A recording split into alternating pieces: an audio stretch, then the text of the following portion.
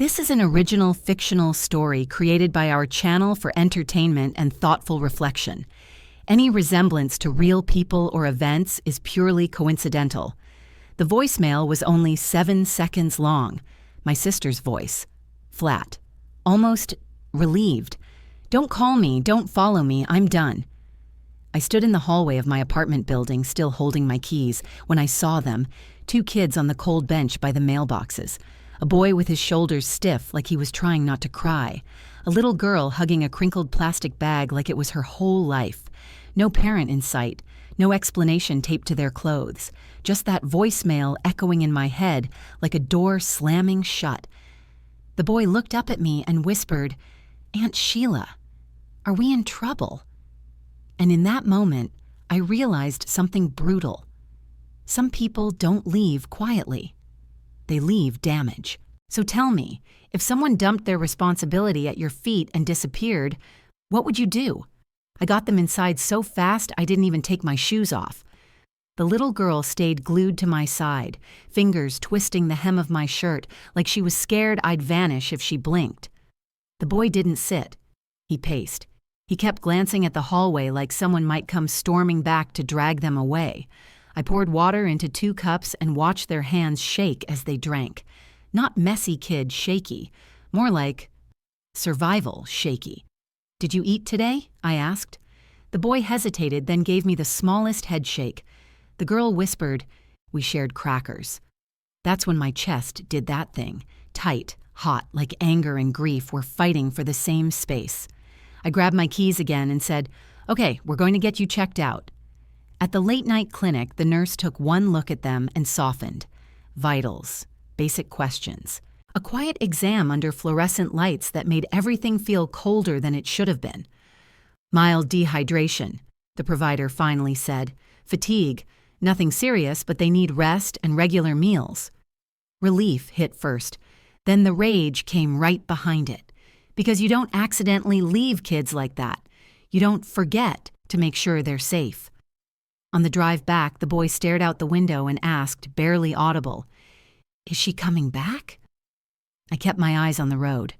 "You're with me tonight," I said. "You're safe." And I meant it. But the next morning, reality punched harder. I checked my phone and saw a string of charges that weren't mine. Moving truck deposit, a short-term rental, new phone line, and a final payment that drained what little breathing room I had. It wasn't just abandonment, it was premeditated. She didn't only leave her kids, she left me the bill too, like she was trying to make sure I couldn't afford to chase her. Real talk? When someone shows you who they are, believe the pattern, not the apology you hope they'll give you later. That day, while the kids slept on my couch under my spare blanket, I sat at my kitchen table and realized I had 2 choices: break or build. The first week blurred into paperwork, alarms, and tiny moments that felt way too big. I called the child safety office the same morning. I didn't even fully know what to ask for. I just knew I couldn't let them get bounced into some stranger's home because my sister decided to disappear. A caseworker came out 2 days later. She wasn't cold, but she was careful. She looked at the kids' sleeping setup, checked my fridge, asked about my work schedule, and listened while I played that 7-second voicemail with my hands sweating around my phone. When she finally nodded and said, "We can start emergency placement," my knees almost gave out. Not because everything was fixed, but because for the first time, the world was officially admitting what happened wasn't messy family drama. It was abandonment. That night, I pushed my desk against the wall and blew up 2 air mattresses in my tiny second room. I hung a cheap nightlight in the outlet. I folded clean towels like I was building a future out of fabric. The next problem hit fast. Time, daycare wait lists, pickup deadlines, work meetings that didn't care that my entire life had detonated. I walked into my manager's office and said, "I need to shift my hours. I can stay late some days, but I have to leave early for pickups." It cost me bonuses, it cost me flexibility, but I refused to let those kids stand outside a daycare office at closing time, staring at the door like someone might forget them again. Money got tight enough that I started treating my budget like a medical chart. Cut subscriptions, switched to bulk groceries, generic everything. I took weekend overtime whenever it was offered, headphones on, while the kids colored at the kitchen table. And yeah, some nights, when they finally fell asleep, I sat alone in the dark and felt the weight of it all land on my chest. But I did one thing that saved me from drowning. I stopped pretending I could do it like a hero. I found an online support group for caregivers and read posts at 2 a.m. from people who sounded like they were living in my head. One tip stuck with me. Don't just survive today. Build a cushion for tomorrow. So I did, slowly, one extra shift at a time. Around month 6, I met Rhonda at a school meeting. We sat next to each other, both exhausted, both holding too many papers. When I dropped my folder, she leaned over, picked it up, and said, "You look like you've been carrying the whole sky." I laughed, because it was either laugh or cry. She didn't ask for gossip. She asked one simple question: "What do you need this week?" That's when it hit me. Consistency isn't just for kids, it's for adults too. And with Rhonda's steady presence and a lawyer named Leroy helping me file the next steps, I wasn't just reacting anymore. I was building something quiet and unbreakable. Years don't pass like they do in movies. They don't fade out with a sad song and fade back in with everyone magically healed. They pass in lunchboxes, in parent-teacher emails, in late-night fevers and early-morning car rides where the radio is too loud because silence feels heavy. Somewhere along the way, the kids stopped flinching at door sounds. They started laughing, real laughing. Brandy got fearless. Travis got focused, and both of them grew into the kind of teenagers who didn't talk a lot about what happened. But you could tell it shaped the way they moved through the world. Travis loved building things, systems, solutions, anything that could take chaos and make it predictable. Brandy had this gift for people. She could walk into a room and make strangers feel like neighbors. She kept him grounded when he disappeared into code. They started tinkering with a small project that helped local growers track schedules and reduce waste. Nothing flashy, no overnight miracle, just late nights at our kitchen table, sticky notes on the wall, and a lot of, "Okay, try again." And here's my personal truth. One I wish someone had told me earlier. Kids don't need a perfect past to build a powerful future. They need one adult who stays. That's it. One person who doesn't disappear when it gets inconvenient. The first time their project got recognized, it wasn't some celebrity moment. It was a community innovation event in our area. Small stage, bright lights, folding chairs, and a crowd full of people who actually understood what hard work looks like. Rhonda came with us. Leroy even showed up for a minute, smiling like a proud uncle. I sat in the audience with my hands clasped so tight my fingers hurt. When Travis and Brandy walked on stage, something inside me broke open. Not in pain, but in relief, like my body was finally letting go of a fear it had been holding for years. The host read their names. The crowd applauded, and that's when I saw her. Not up close at first, just a silhouette near the edge of the crowd, half hidden behind a column, like she didn't want anyone to notice she'd arrived late. But I knew that posture. I knew that stare. My sister. Older. Thinner. Like life had taken its cut.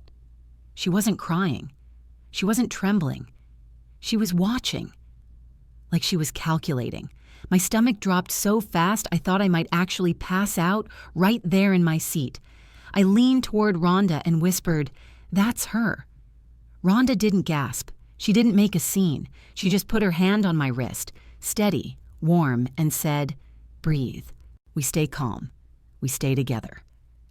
After the event, we headed toward the parking lot, trying to keep the moment normal for the kids, trying to let them enjoy their win, but she stepped into our path like she owned the space. Her eyes went straight to Travis and Brandy, and she smiled like she'd been waiting for a reunion that was guaranteed. "I'm ready," she said, voice soft, rehearsed. "I'm ready to be their mom again." The air went still. I could feel Travis tense beside me. Brandy's hand tightened around her program, and I didn't yell, I didn't explode, because real strength isn't volume, it's control. I looked my sister dead in the face and said quietly, "That title is earned, not reclaimed." For a second, she blinked like she couldn't understand the language I was speaking. Then she did what she always did. She tried to rewrite the story, And that's when Travis took one step forward. Travis didn't rush her. He didn't yell. He didn't curse. He just stepped forward, slow and steady, like he was putting his body between our past and our present. My sister's smile wobbled when she realized he wasn't moving toward her arms. He was moving toward a boundary. She tried to sound gentle. "I saw the program online. Your names. I've been thinking about you." Brandy didn't light up. Her face went still, like a door quietly locking. Rhonda stayed a half step behind me. I could feel her calm like a hand on my back, reminding me, don't spiral. Don't hand this moment to chaos. My sister looked straight at me, like I was the gatekeeper to a reunion she believed she deserved. "I'm their mother," she said, voice trembling now. "Blood doesn't disappear." I kept my tone even. Blood doesn't raise kids. People do. She flinched, then rushed forward with excuses. "I made mistakes. I was drowning. I didn't know how to—" Travis cut in, calm and cold. "You didn't call." The words landed heavy. Paula blinked rapidly like she was searching for tears on demand. "I thought about you every day." Brandy's voice came out soft but sharp. "Thinking isn't showing up." Paula turned toward her, desperate. "Brandy, sweetheart." Brandy didn't move. "Don't call me that." Silence filled the parking lot, broken only by distant car doors and the hum of streetlights. Paula tried a new angle, authority, like she could put motherhood back on like a jacket. "I'm here now," she insisted. "That should count." Here's the personal truth I've learned the hard way. Regret is real. But regret doesn't automatically earn access. Sometimes the most loving thing you can do is protect the peace you fought to build, especially when kids are involved. I took a slow breath. "You left, Paula, and we rebuilt from the ground up." Her eyes flicked from Travis to Brandy to me. "So what? You're just going to keep them from me forever?" "They're not kept from you," I said. "They grew up without you." She opened her mouth to argue, but I raised my hand, not aggressive, just final. "And for what it's worth," I added, "this wasn't left open. It was handled years ago, legally, permanently." I didn't say it to punish her. I said it because clarity is kindness when someone is trying to blur the truth. Paula's jaw tightened. "So I don't get a say?" Travis stared at her like she was a stranger. "You didn't want to say when it was hard." Brandy stepped forward then, just one step, but it felt huge. "The mom I know," she said, nodding toward me, "showed up when I was scared. She packed lunches. She stayed up when I was sick. She didn't disappear." Paula's shoulders sagged. "I was young. I was stupid. I thought I could start over." "And we did," I said, "without you." That's when frustration cracked through her voice. "So I'm nothing to you?" Travis didn't hesitate. "You're a stranger with my last name."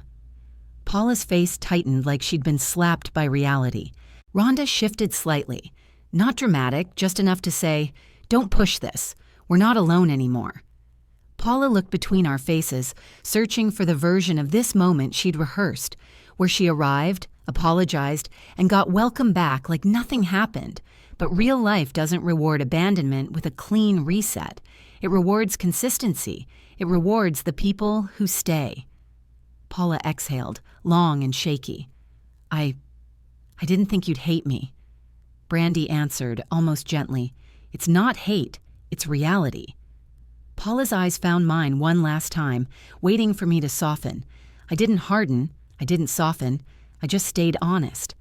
"Leave," I said quietly, "and don't come back looking for a shortcut to what you refused to build." For a second, she stood there like she was hearing the final note of a song she thought would never end. Then she turned and walked away into the parking lot lights, smaller with every step. And when her shadow finally disappeared, Travis let out a breath he'd been holding for years. We didn't cheer when she left. There was no victory lap, no gotcha moment, just quiet. The kind of quiet that feels like your nervous system finally realizes the danger is gone. Brandy leaned into my side, and Travis stood there with his hands in his pockets, staring at the spot where Paula disappeared, like he was watching an old ghost fade out for good. Rhonda exhaled and whispered, "You did the right thing." And I'll be honest, My heart didn't feel hard. It felt tired. It felt human. Because here's what I've learned in this story. Love without responsibility isn't love. It's a wish. Family isn't a title you announce when it's convenient. It's what you do on random Tuesdays, in sickness, in bills, in boring routines. If you're watching this and you're dealing with complicated family dynamics, I want to leave you with a few practical things that helped me. Write down the pattern, not the promises. People change with consistent actions, not emotional speeches. Set one clear boundary and stick to it. Not to punish anyone, just to protect your peace, especially if kids are involved. Build your independence. Even a small emergency fund can turn panic into choices. And don't do it alone. Find one trusted person, a friend, a support group, or consider talking to a trusted professional in your area. That night, we went home. We ate leftovers at the kitchen table like it was the most normal thing in the world. And honestly, that normal was the miracle. So what would you do in my shoes? Share your thoughts respectfully.